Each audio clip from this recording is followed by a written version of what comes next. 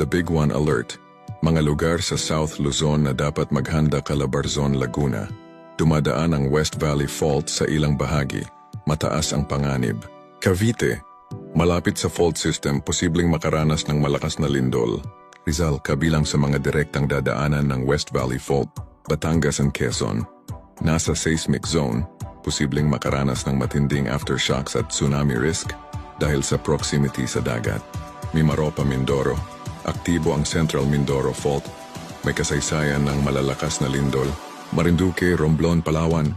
May mga fault lines at malapit sa trench zones. Oriental at Occidental Mindoro. Mataas ang panganib dahil sa active faults at coastal areas. Bicol Region, Albay and Sorsogon. Malapit sa Philippine Trench. Posibleng magdulot ng lindol at tsunami. Camarines Norte and Camarines Sur may mga fault line na posibleng gumalaw.